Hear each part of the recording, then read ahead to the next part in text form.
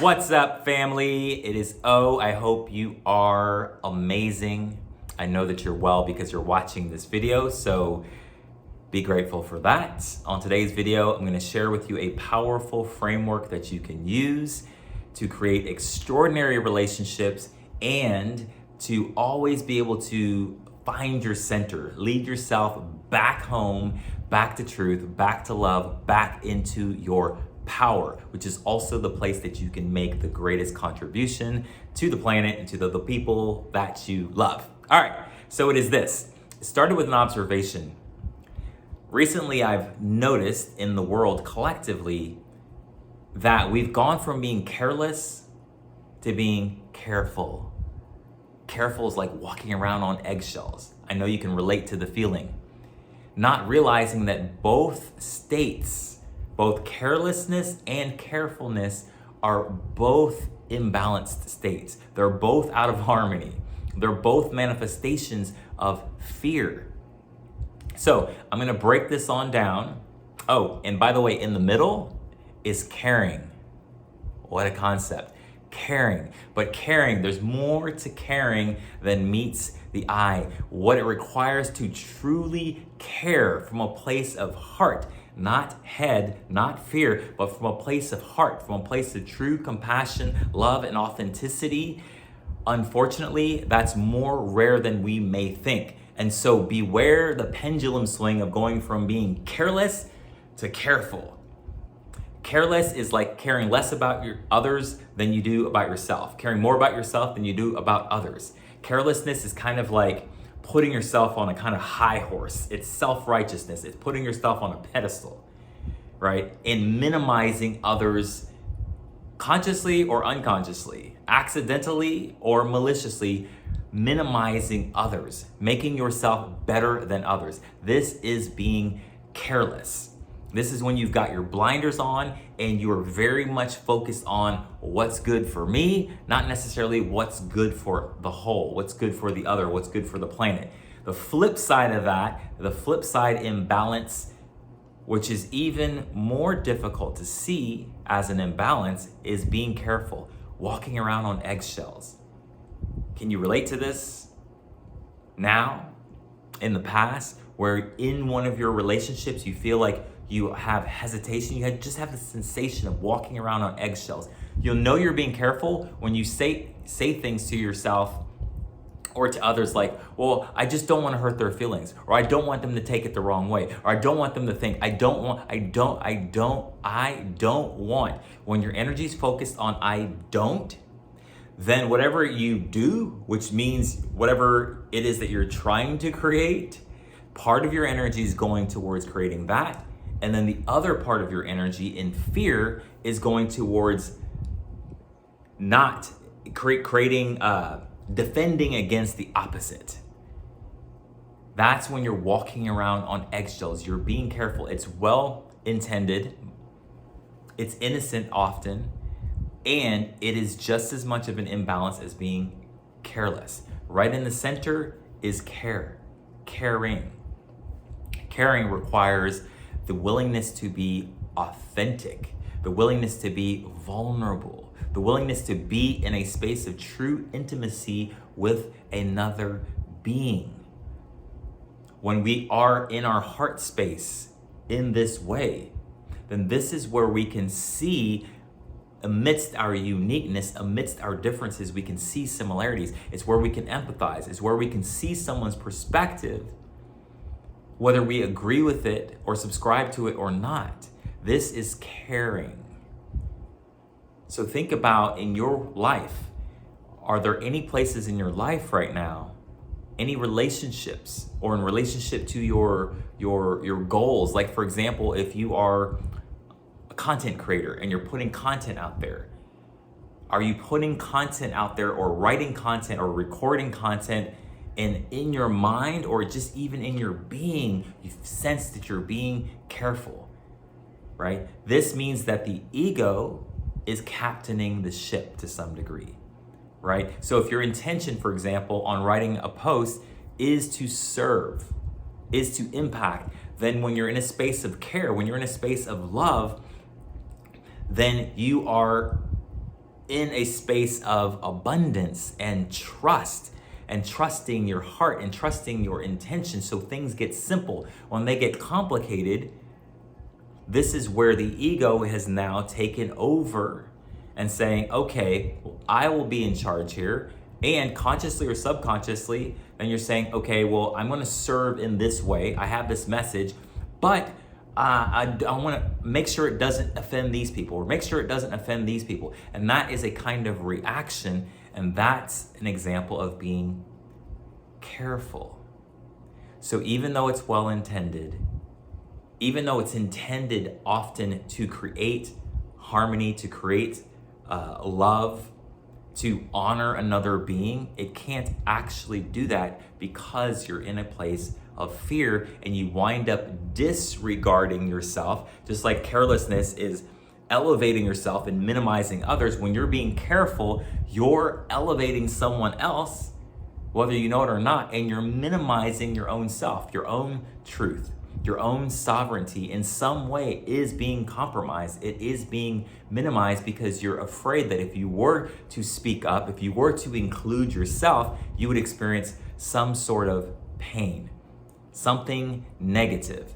And oftentimes this is when we start being careful, is because we're speaking our truth, we're living our truth, we're in our innocence, and we have a moment and we trigger somebody. And then we get a negative reflection, and depending on how we process that moment, depending on how we internalize that moment, if we go into self-preservation, trying to preserve the relationship, trying to minimize pain, avoid uncomfortability, then even if we successfully do that, it comes with a much greater cost. Because carefulness, walking around on eggshells, I don't know if you've done it before. I've done it before many times in my life.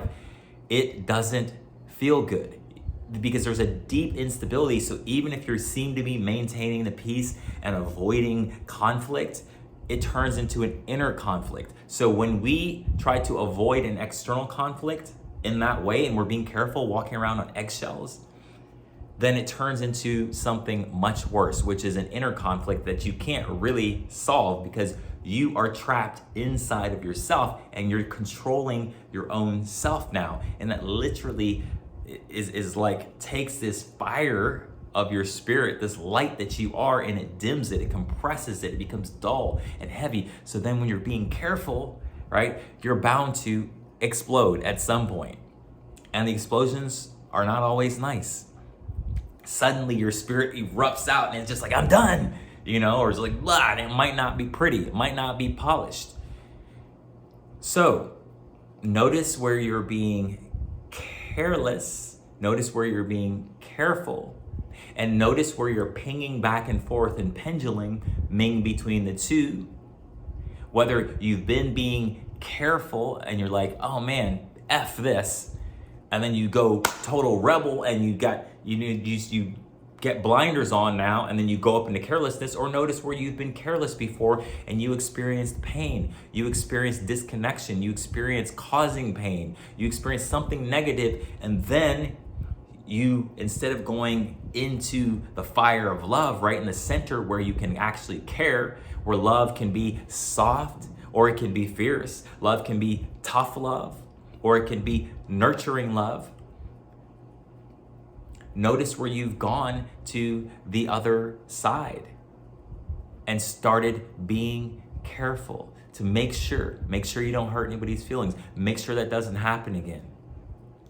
And then take the invitation, and you'll notice this. Like, you might notice it immediately. Like, okay, yeah, I definitely know in my relationship with my partner, I'm walking around on eggshells. Or when it comes to, this subject matter in relationship, I'm walking around on eggshells. Or with my boss, I'm kind of like walking around on eggshells.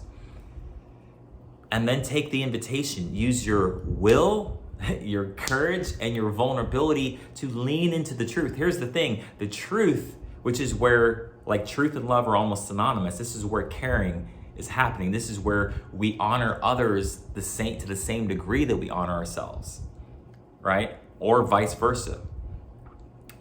That you don't have to effort a lot to get back to the center. You don't, because truth is always calling you into it. It's palpable inside you. That's why it feels like this when you're walking around on eggshells. You're literally resisting the truth that's trying to come up. It's trying to come up and you're like pushing it down, like you're pushing a beach ball under the water. It's like you feel this pressure, and then so you just let go of your hands. What happens? The beach ball, aka your spirit, the liberated sovereign being that you are, just soars. So if you're willing to actually use your will, which might be necessary in the form of courage, to speak the truth where you weren't, where you were withholding your heart's truth, or where you were watering down your heart's truth, and then you just speak it in a moment. The willingness to use courage, it's like you're willing this willingness, you're willing this. That's how you can penetrate through the inertia, which is the fear of carefulness, right? Which may be vulnerable, may be scary. The second thing that you can do is to be vulnerable. You can actually apply your will to vulnerability, because you might feel the resistance in being vulnerable and being truthful, because you're still feeling the mind going, man, let's protect you from experiencing that pain or experiencing potential pain. And then very rapidly, when you speak your truth, live your truth, when you move into a space of vulnerability versus defense versus self-preservation, and you're willing to be an invitation for someone else to meet you in truth, to meet you in that vulnerability, to meet you in that intimacy, then all of a sudden your power will come right back into you. Literally, like it'll come back into your body, you'll feel it. The same thing, if you realize that you've been careless, instead of going to the other side of the spectrum and starting to be careful now, forgive yourself, be radically honest with yourself, be compassionate with yourself, forgive yourself, right? Because you are feeling the call towards truth or towards your own integrity. You're like, okay, I made a mistake, or I was being selfish. So it's really important to forgive yourself, because if you judge yourself, guess what's gonna happen? You're gonna go from being careless to being careful. See how that jump happens? Judgment is one of the ways that converts carelessness to the flip side of carefulness. Because when we judge and we're not willing to forgive ourselves, it's the ego once again going, hey, in order to make sure that you're in integrity, to make sure that you're a good person, right? Which means you're judging yourself as a bad person. There's a sign right there. In order to make sure that you're a good person, I gotta stay on you, right? This is one of the reasons we're afraid to forgive and open our heart again and go back into caring, is because we're afraid we might mess up again. And this is where you need to trust your heart and forgive yourself. This is key to go from carelessness and back into caring. It requires self-love, because in the center, love goes in both directions. It's not like you love someone else and love applies to them and they're worthy, right? And they're worthy of love and care and compassion and honor, but you're not, or that you are, but they're not, right? So this is one of the keys. If you find yourself, you've been careless, you've overlooked something, you thought, whether it was malicious or unintentional, it's key that your process leads you back into the heart, which might feel initially vulnerable. It might seem risky. It's like, well, what if I forget? What if I make the same mistake again? And this is where the ego feels like, well, if we stay in judgment, then I'll sentence you, literally like a judge in a court of law. I'll sentence you, to the appropriate sentence until you've really righted your wrongs and you really get things. You get sentenced to this arbitrary sentence of when you think you're going to be able to relax again and trust your heart again and be worthy of love. So it's not necessary. All right. So the move towards caring, because only when you're caring about yourself and the other, that's how love can flow. That's where intimacy happens. That's where your power is. And those are my thoughts for today. Be compassionate with yourself, but be honest with yourself. Where have you been careless? Where are you being careful? And where's your opportunity or invitation to move into the fire of truth, the fire of love, the razor's edge of authenticity and intimacy, back into your open-hearted innocence. All right, peace.